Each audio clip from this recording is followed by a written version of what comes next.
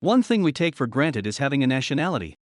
If you ask these 5 people how it feels to be stateless, you'll hear some less than impressive responses. And the fifth is Frederick Gobain's story is another fascinating example of someone becoming stateless without realizing it.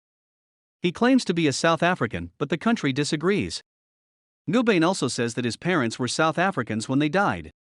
When a taxi he was riding in was hijacked, he lost his birth certificate, which would have verified his citizenship claim. Gobain claims that he and his mother moved to Kenya when his father died when he was 3 years old.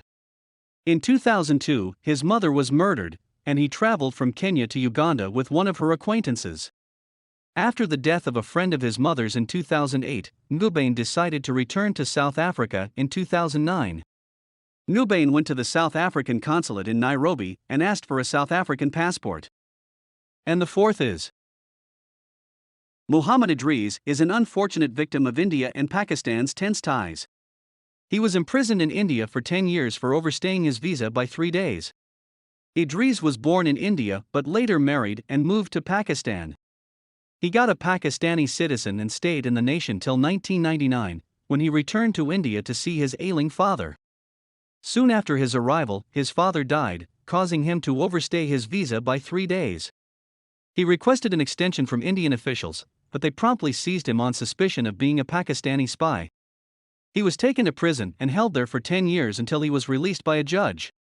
They also only fined him $9.17 for overstaying his visa, despite Idris' best efforts. And the third on our list is Elena Robashkin was born in Colombia and used to go by the name Luis Robashkin until he found he was intersex. He possessed both male and female chromosomes, in other terms. His male hormones were suppressed and his female hormones were activated by treatment. As a result, he developed breasts and effectively transformed into a woman.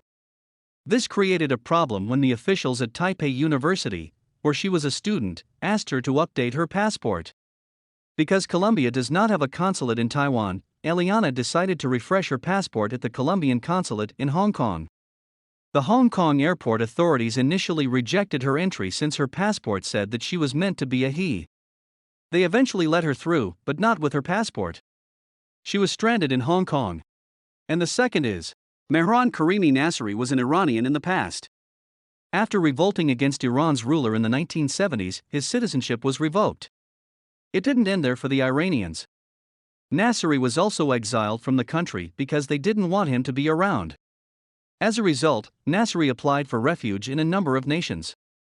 Belgium finally agreed to his request. Nasseri's refugee status permitted him to stay in any EU member state of his choice, according to EU standards. He elected to remain in the United Kingdom. However, because he had misplaced the suitcase carrying his identity credentials, UK authorities denied him admission and repatriated him to France. The French authorities were caught off guard by his deportation. They couldn't let him in because he didn't have any documentation. And the first is Mike Gogulski resigned his U.S. citizenship at the U.S. Embassy in Slovakia in 2008. He then set fire to his passport. Gogulski is a U.S. citizen, not a foreign national.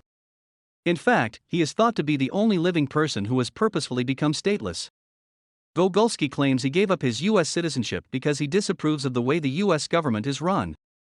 Furthermore, he claims that no one ever asked him if he wanted to become a citizen of the United States in the first place. Gogulski is unable to leave the European Union because he lacks a passport. He can't get a new passport because he doesn't have a home country.